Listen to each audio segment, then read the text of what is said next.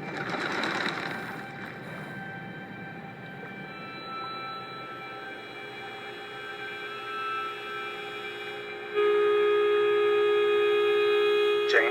this is Jim from OnStar. I've contacted help, and they're on their way. Okay. Don't worry. I'm going to stay with you until help arrives. Thank you. Dear, it just came out of nowhere.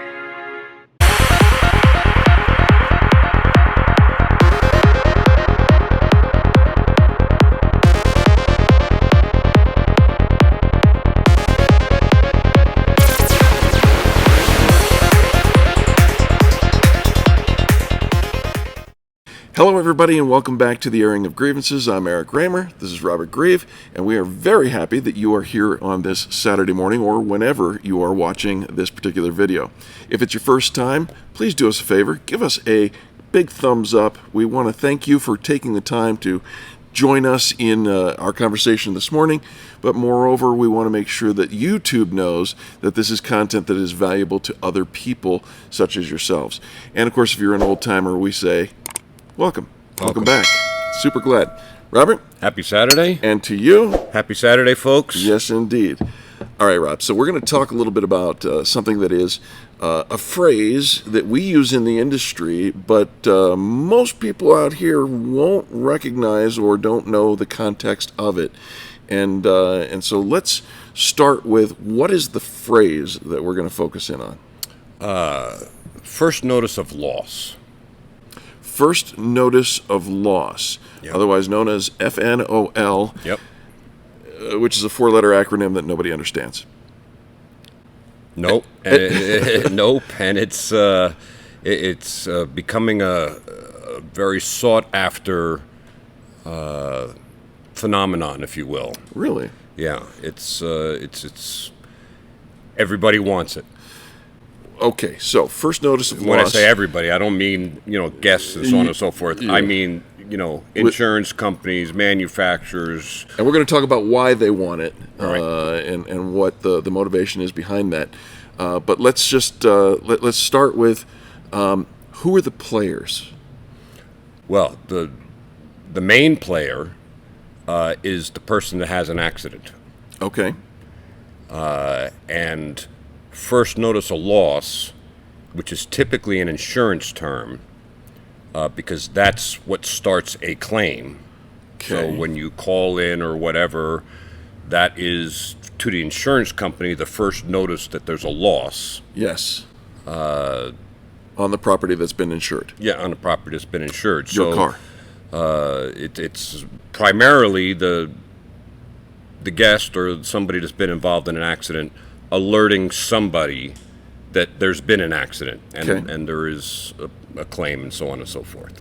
There's been some disruption in that space because while it is kind of an insurance term, it's turning into something a little bit different because everybody's looking for that one event that they want to be the owner of, which is the first notice of loss. So the insurance company wants to be the owner of that first notice of loss, so that they can Orchestrate? yeah, that's the word I'm looking for, orchestrate what happens next and kind of keep tabs on the whole process from there. Sure. Then you have not a new entry into it, but we're hearing about it more. Okay. And it's creating some disruption, and that is the manufacturer of the vehicle. They want to be the first notice of loss. They know by the telematics inside your vehicle that there's been a loss. They can tell when airbags have been deployed, or airbags generally or seat belts have been deployed. That generally is the real, ticker. I see. If you just get hit in the front and no airbags and so on and so forth are deployed, I'm not sure what level they would be alerted I see. to that. But it's a very important role, because if you have most people are familiar with OnStar. Sure. And OnStar coming, you have a loss, and OnStar coming on somewhat uninvited. I mean, they're just popping into your car through the telephone. Right. And saying, we noticed that you've had an accident. Are you okay? Do we need to send emergency assistance? So on and so forth. Sure. So that now has the possibility of taking the role of first notice of loss.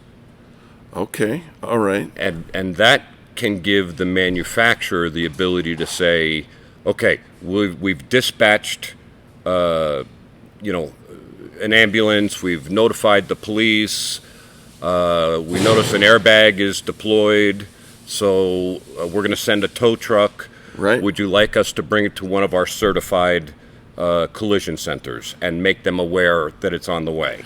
And OnStar is a product of a manufacturer, right? Yep. That's a GM product. GM. I've got a Hyundai, and mine I think is called Blue Link, but same kind of a thing, service that provides this, and it's essentially the manufacturer reaching out to you and saying, "Would you like to bring it to one of our certified shops?" Which changes the motive for the first notice of loss, right? Right. And so, and naturally that does not make the insurance companies happy that somebody's getting in front of them for the first notice of loss. Because generally, if you didn't have all that stuff, you have an accident, the first notice of loss really is the police in most cases. Right. But that's not really doing you any good other than your safety and so on and so forth. Sure. You calling the insurance company really becomes the first notice of loss. Yes. Now we have an interrupter or a disruptor coming into the picture called the OEM, or the people that made your car. Right. And they're adding a little different service in that they're aware that it happened right now, real time. Yes. And they can dispatch whatever you need to help you in that situation, which is incredible news. Absolutely. The insurance company doesn't have the ability to do that currently, but the manufacturer does. So they're there to help you get, the immediate necessities taken care of. Gotcha. And then direct you to a certified location if they have one. And again, you need to have the subscription to the online service. Sure. In order for any of this to happen. They may still know that an accident has taken place, but if you don't have a subscription with them, I don't really think they're allowed to. Right. The subscription is basically your double opt-in, right? Yeah, you've opted into it. Yeah. Some manufacturers are including it in the first 2 years, or first year, or whatever. Right. So you can get used to it, and it's not all about. This is not all about the listening to radio via the internet. I mean, while that's part of it, Yes. this is really more about your safety, and if there's a situation, or you locked your keys in the car, or have a flat tire, or whatever, It's a service that, Yeah. that goes two ways, and the only way they're not listening into your every conversation. At least we don't think that they are.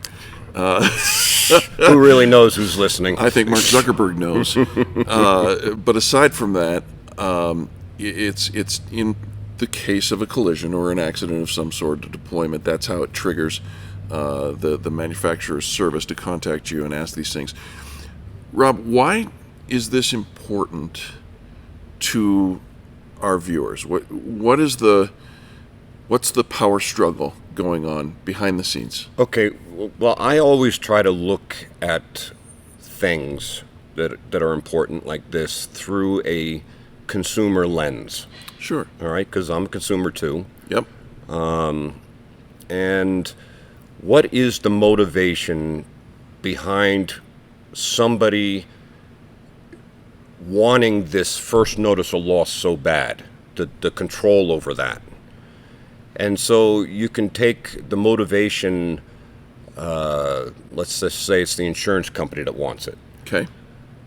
Why why is it so important for them to have that first notice of loss, like at the scene, you know? And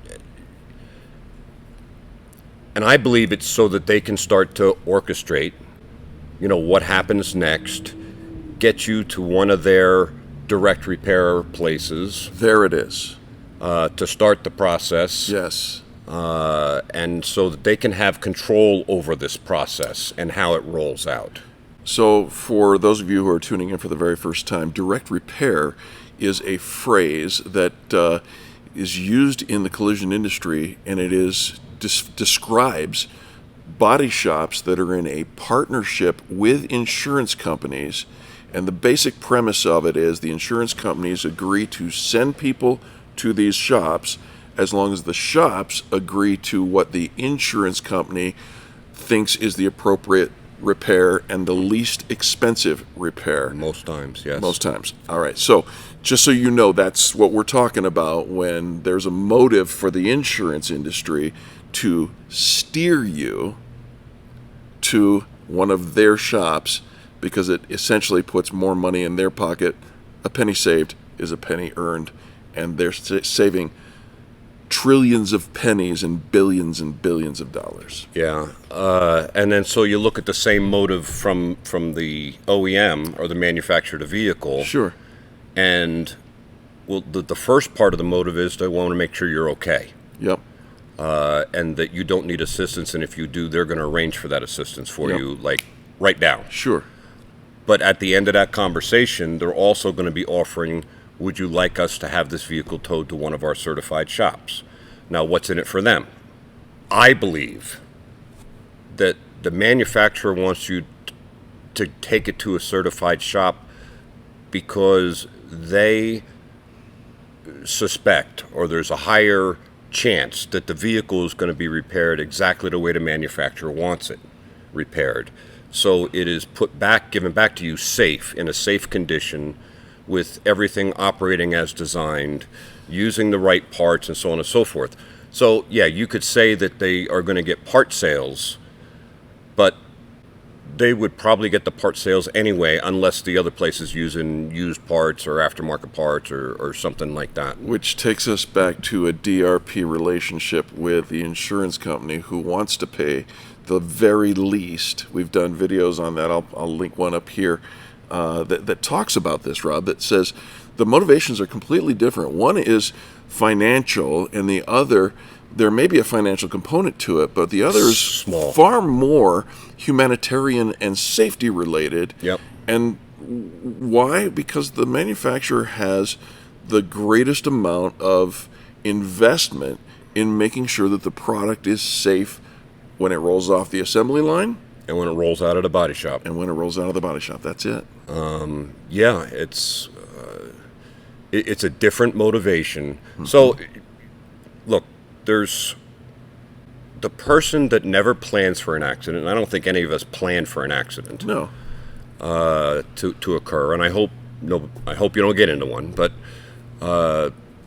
if you don't plan for an accident, if it's not on your mind that, you know, I might find myself in this type of a situation, then when the accident occurs and somebody comes and starts talking to you through the phone and asking you if you need help and all the rest of this other stuff and want to get you directed to a place that's going to fix your car properly, right, you're probably going to go with whatever directions because you're in a state of shock. That's for sure.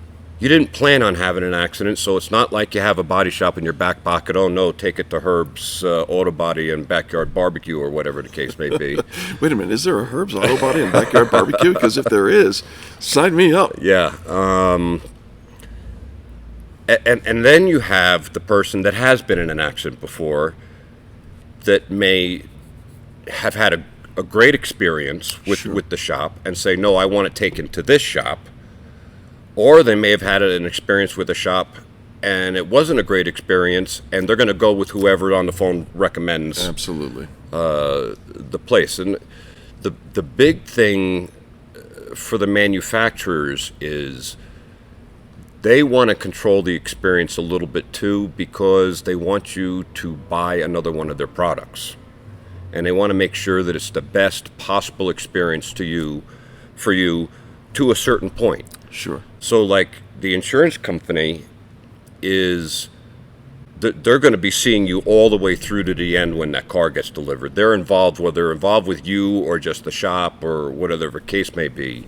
They're going to be involved all the way through, where the manufacturer basically has done its job once it's made sure you're safe and your vehicle's being taken to one of their shops that's certified and is going to do hopefully the right repair. We also did a video on certification and how certification is more than just a plaque on the wall. I'll link to that video right here. And you really want integrity in the process, which is why we put these videos out in the first place, so that you can actually see the behind the scenes of what really goes on and the power struggle for your money. I mean, in the end, that's what a lot of this is about. It is, but there's a humanitarian element with the manufacturers saying we want it done and done right. Yep. And you know what? And they want you to buy another one of their cars. Sure. They want to be the people that are going to be taking care of you.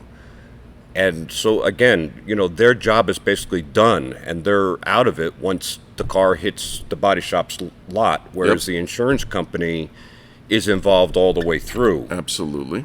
The insurance is involved all the way through for a lot of different reasons.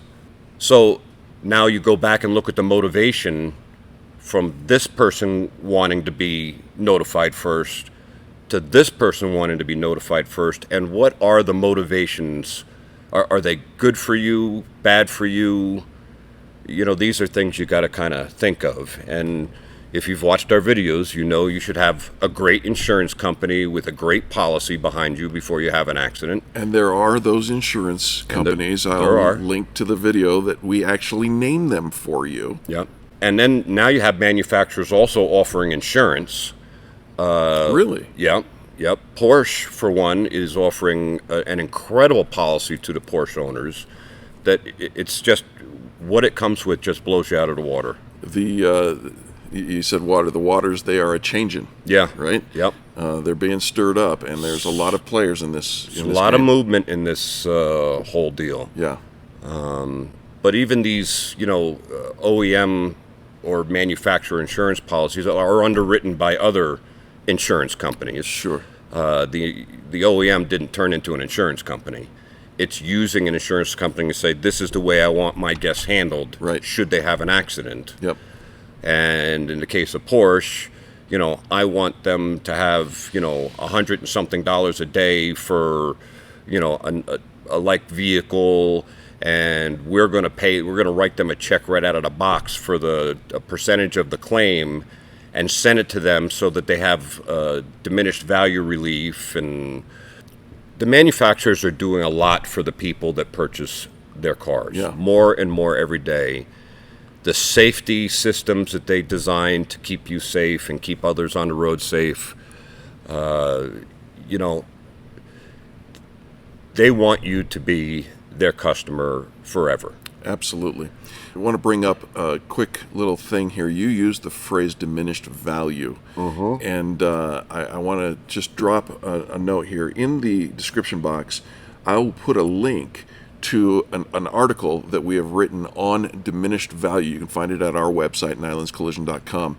But that link will be down here. So if you don't understand the process and how you can pursue diminished value, it's all in that article that we wrote quite a while ago. Yep. So, I guess the big takeaways for today is if you're able to subscribe to that service, your OnStar or whatever, I think it has a higher value to you than the music or the radio stations you want to listen to. And I encourage it because they're there to help you. And I just can't strongly recommend it enough. Yeah. It's good use of your satellite uplink, that's for sure. And I think that you've made the case that there's a strong motivation for the safety of you and your vehicle brought on by the original equipment manufacturer, the OEM, as opposed to the clearly profit-driven. And we have multitudes of videos and articles on the profit-driven nature of the insurance industry. Yep. You might have a great agent, and we're not saying that you don't, but when it comes right down to it, the people who are pulling the strings on the insurance side of things are doing only because of the economics to the company. They're not thinking of you first. Well, Rob, I appreciate this more than you know. Thank you so much for your wisdom. And thank you to all those of you who are watching. And if you come to the premieres on Saturday mornings at 9:30 in the God, we love seeing you. Absolutely. And you know, we love the banter, the conversation that takes place during the premiere. And that happens just one time per week. It's Saturday morning, 9:30 a.m. in the Mountain Standard Time. And we kind of launched that, and Rob and I are there. We're typing out our responses to your comments, answering any questions that might be there. And so thank you. We love you, and we hope to see you again next Saturday. This is Eric Reamer, Robert Grieve, the airing of grievances. Have a great Saturday.